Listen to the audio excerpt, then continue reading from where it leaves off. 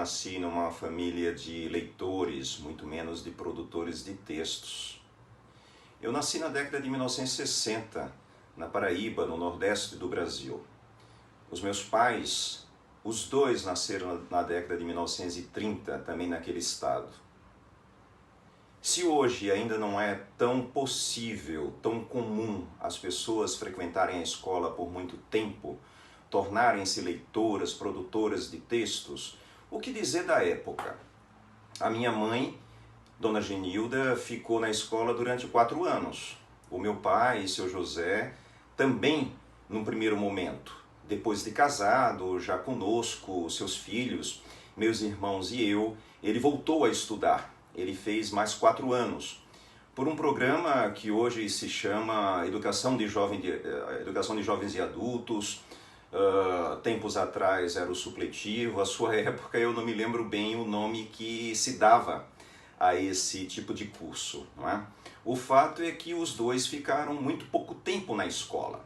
O fato é que os dois eram de famílias muito pobres, muito carentes financeiramente, do interior daquele estado, e foram para a capital, lá se encontraram, e na década de 1960 eles casam-se, e nós 3 nascemos nessa mesma década, e logo na década de 1970, portanto em idade escolar, nós 3 fomos muito incentivados a frequentar a escola, bem frequentar a escola, lá permanecer por um tempo que eles não haviam ficado.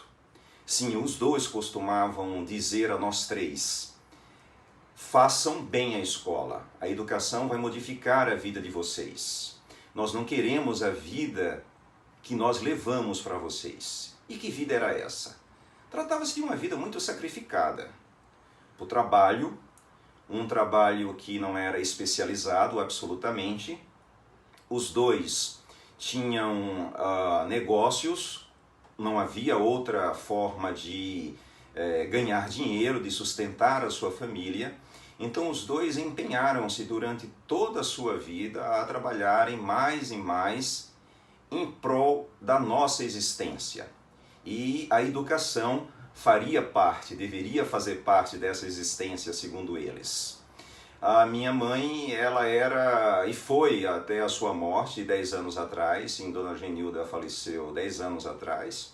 Seu José ainda está aqui conosco, felizmente, e vai nos ouvir falar sobre isso, e ele não vai poder discordar do fato de que ela realmente fez tudo juntamente com ele para que nós estudássemos, para que nós ficássemos na escola durante muito tempo.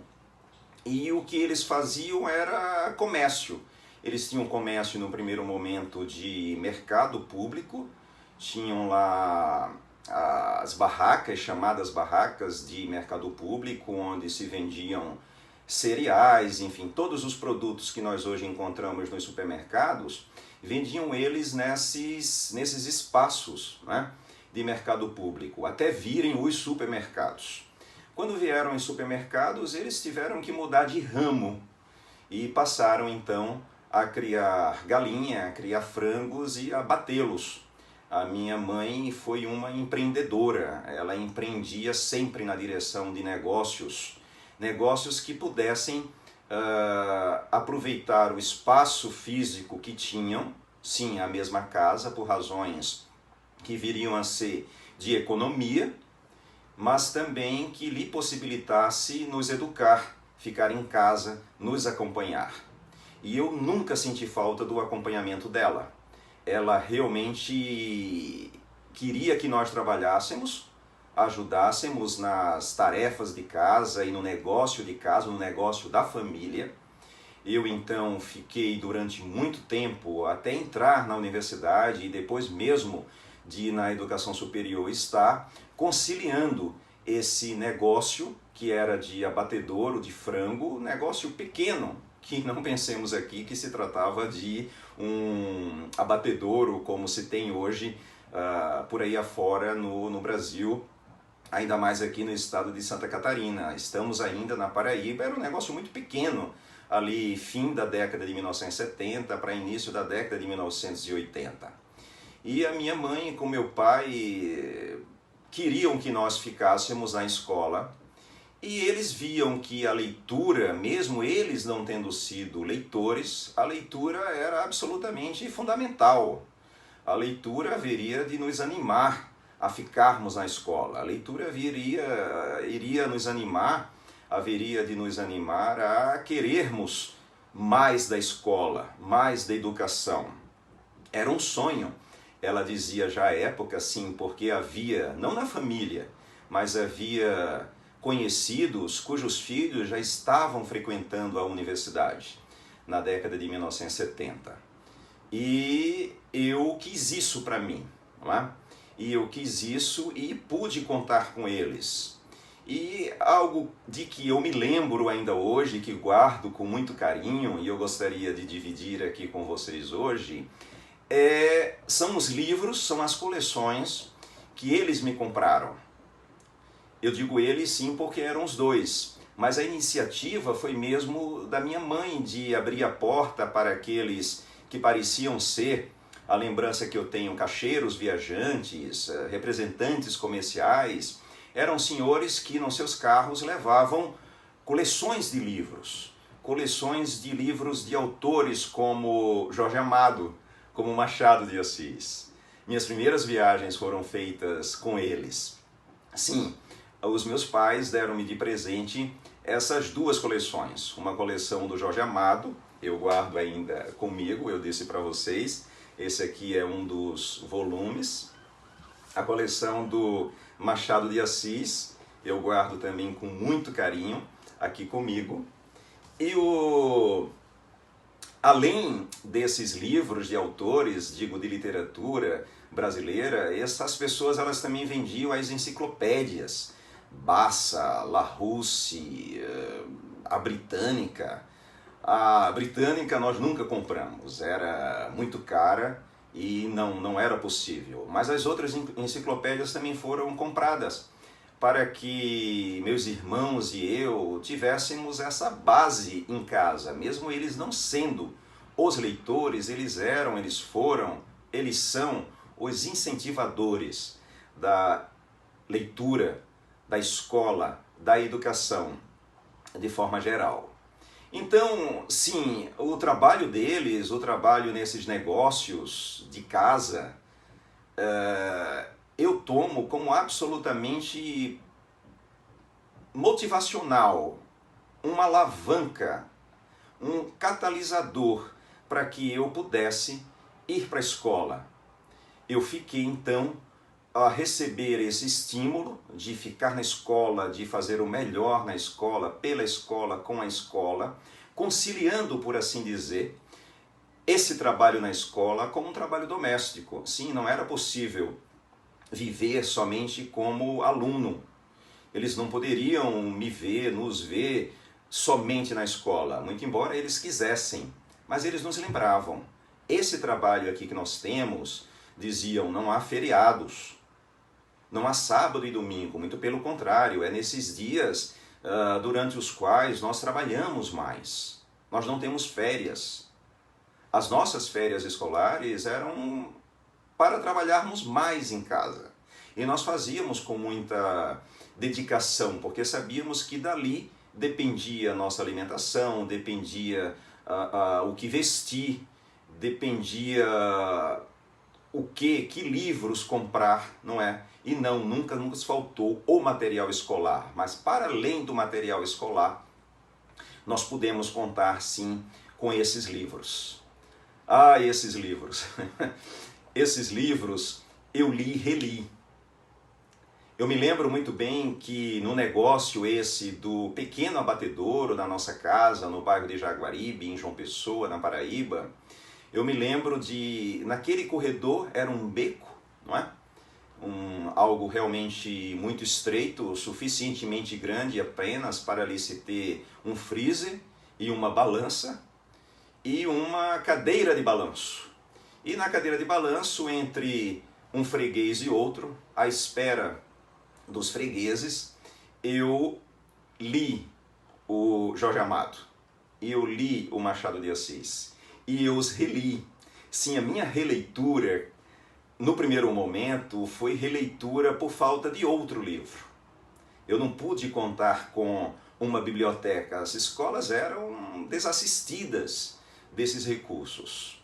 E os poucos que lá havia eram livros que eu já tinha em casa. Então eu relia esses livros no conforto da minha casa, não é? Conciliando o trabalho doméstico, o trabalho comercial do negócio dos meus pais, do nosso negócio, com o meu negócio, com o que viria a ser. E eu passei então a tomar a leitura desses livros como base para outras leituras. E cada vez que eu os reli, quando eu os relia, eu percebia mais, eu compreendia mais. Do Machado de Assis eu pude compreender tanto mais do Brasil do século XIX, de Portugal do século XIX, das famílias brasileira e portuguesa, das luso-brasileiras, não é? Eu comecei assim a conhecer mais do que eu gostaria de conhecer. E eu quis conhecer mais sobre o século XIX. Ainda hoje eu sou leitor, eu sou releitor, por assim dizer, de autores, enfim, do século XIX. Não apenas dos autores de literatura. Estou lendo, relendo, acabando, na verdade, de ler o segundo volume de Os Miseráveis, de Victor Hugo. Então esse foi um período que sempre me interessou. O século XIX me interessa porque é um século em que as ciências se desenvolvem, a psicologia se desenvolve, a antropologia se desenvolve, a linguística se desenvolve, a minha ciência, a ciência da linguagem, desenvolve-se ao longo do século XIX. A universidade, essa em que eu trabalho, essa para o que eu trabalhei, para o que eu estudei, ela se desenvolve. Os periódicos científicos, esses de que tanto gosto e de que tanto falamos e vamos falar, eles se desenvolvem ao longo do século XIX. Então, foi com Machado de Assis, lendo o Machado ali na década de 1970, que esse meu interesse por leituras, por novas leituras e, por que não dizer, por releituras de autores e de disciplinas e seus autores, de ciências e seus mentores, foi um interesse que eu tive despertado e que faço questão de manter. Pois bem, o Jorge Amado, a releitura do Jorge Amado serviu-me muito para tomar contato, muito antes de entrar para as letras, de cursar letras. O Jorge Amado me permitiu conhecer mais sobre o que eu viria a chamar, sim, porque eu aprenderia sobre variedade linguística, sobre formas de falar diferentemente. Eu viria então a aprender com ele sobre o linguístico, sobre o fenômeno linguístico. E quando se aproximou o término do ensino médio, eu já estava muito seguro acerca da minha formação. Eu quis a formação em letras. Eu quis porque eu sabia que ela iria me dar condições de ler mais de literatura. E eu achei, no primeiro momento, que eu fosse realmente me dedicar às literaturas, tornar-me um professor de português, um professor de literatura brasileira, de tanto que eu disso gostava, não é? Mas tomei contato com a ciência da linguagem, com a linguística na graduação. Tive bons professores, muito bons professores.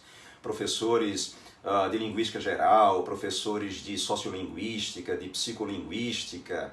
E eu comecei a escrever, não é? Trabalhos para essas disciplinas, então eu comecei a tomar contato com a escrita científica ali na graduação. Muito embora eu não tenha tido a oportunidade de desenvolver essa escrita, eu pelo menos fui ali motivado. E eu fui motivado por alguns professores ao longo da minha vida. Eu preciso fazer esse registro. Já na educação básica, no primário que eu fiz, eu tive professores que me animaram, me animaram porque reconheceram em mim um talento para estudar mais e um talento particular que eram as descrições.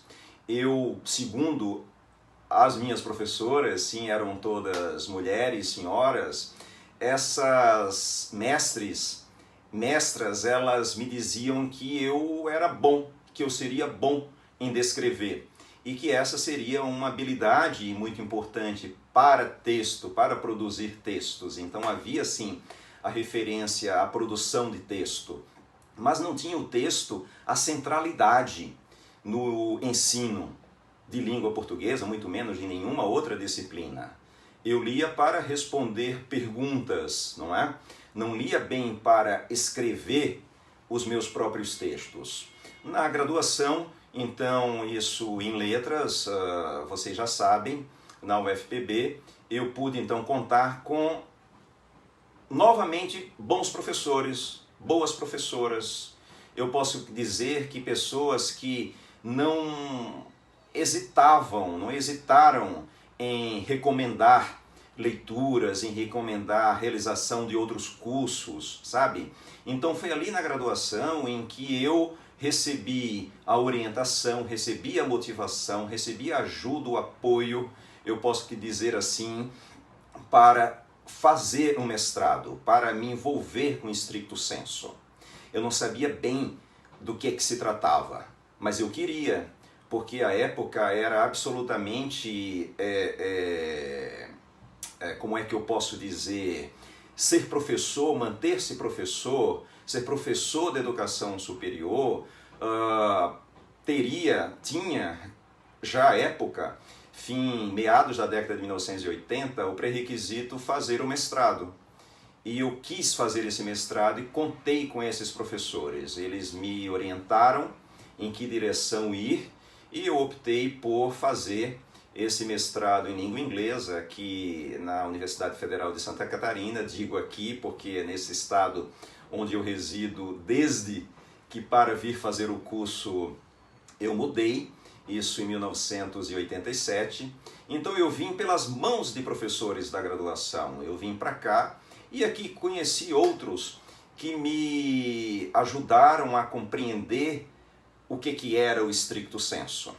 Eu precisava para mim, eu precisava para outras pessoas conhecer, compreender o que era o stricto sensu. Um nível de educação que permite, que exige ao mesmo tempo que permite o aprofundamento de temáticas pela pesquisa. Então eu não posso dizer que me formei pesquisador na graduação. Eu recebi o estímulo de pesquisadores para me tornar um. Eu não posso dizer que comecei a produzir textos científicos na graduação, mas recebi o estímulo lá para fazer isso com outros, noutros momentos, a começar por esse mestrado. Eu gostaria de voltar um pouco para dizer qual foi a reação dos meus pais, em particular da minha mãe, Dona Genilda, à minha comunicação, ao fato de eu ter, fim de 1986, estava bem, estava num colégio dando aulas, em 3 colégios na verdade, um colégio público, um colégio particular, cursinho. À época, cursinho pré-vestibular era muito demandado porque eram as universidades públicas federais apenas a oferecerem vagas, a demanda por essas vagas era muito alta, o que fazia com que os candidatos fizessem esses cursos. E eu era professor de inglês, sim, porque eu havia feito, letras português e inglês. Eu era professor de inglês no CCA, uma escola especializada, e era professor de inglês nesse colégio. E ao término do primeiro ano eu cheguei ao diretor e disse que iria continuar os meus estudos, para isso eu iria mudar de cidade, de estado, ao que ele disse que sim, que já esperava isso de um jovem. E em casa eu disse que faria o processo seletivo. E a minha mãe não entendeu bem, porque eu já tinha me graduado, não é? Já estava formado, já estava bem empregado como professor naquela cidade. mas ela me ouviu sobre esse meu interesse e mais uma vez foi a apoiadora de que eu precisava, não é? Ela me disse assim, Marcelo, assim ela me chamava por Marcelo, eu não sei bem o que é, mas se você sabe que é bom para você, se os seus professores recomendam isso para você, sim, vá e será. Eu sentirei falta, mas eu sentirei muito orgulho. E assim eu comecei os meus estudos de stricto sensu, assim eu fui me envolvendo mais e mais pela leitura do científico e comecei a escrever. Os meus primeiros artigos, então, eles são desse período, do período do mestrado, entre 1987 e 1990, na Federal de Santa Catarina e na Universidade de Birmingham, no Reino Unido. E o que eu gostaria de dizer também é que ali, nesse período, eu voltei a reler os textos. Se antes esses textos aqui, literários, eram textos que eu relia pela falta de outros, o hábito veio a se tornar absolutamente oportuno. Eu diria que um hábito que eu quero manter, que eu mantenho a ponto de recomendar, que é a releitura. Eu relia, eu releio pela natureza do gênero.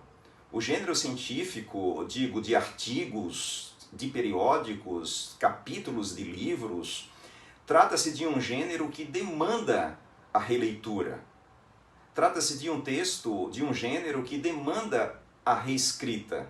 Por isso que eu digo que há que ler e reler, há que escrever e reescrever.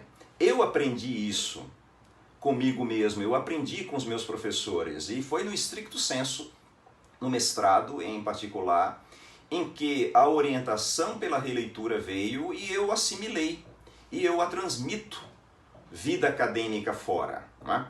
Então todos os meus textos, todos os textos que me chegam são lidos e relidos. Por vezes não se trata apenas de uma releitura apenas. São 2, 3, 4 releituras. Até nós sentirmos, até eu sentir que sim, conheço o texto e posso sobre ele se manifestar. E uma das formas é a escrita. Pois bem, e foi nesse sentido de querer dividir com colegas aquilo que eu sei, aquilo que eu aprendi, com outros, com professores e com colegas ao longo de minha vida acadêmica, de graduação, de lato sensu, de stricto sensu, em que eu me incentivei, fui incentivado, fui procurado, tive a iniciativa, um conjunto de movimentos desse tipo para ministrar cursos de produção textual e de scientific writing, sim, escrita científica em inglês. Eu tenho ao longo da minha formação profissional muitos cursos já ministrados no Brasil e no exterior.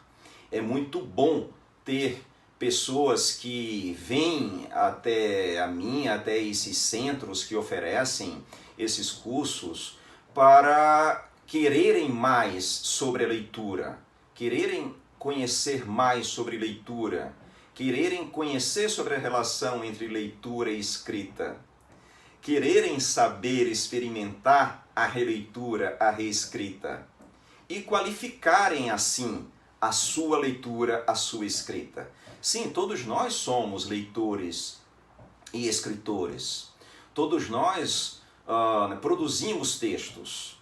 O que nos falta por vezes, e felizmente nos falta, porque nós estamos mesmo para nos desenvolvermos ao longo de nossa vida, e a acadêmica é uma faceta, não é, dela, maravilhosa, nós precisamos mesmo de qualificar, adquirir mais desenvoltura na leitura e na escrita, em particular da escrita científica.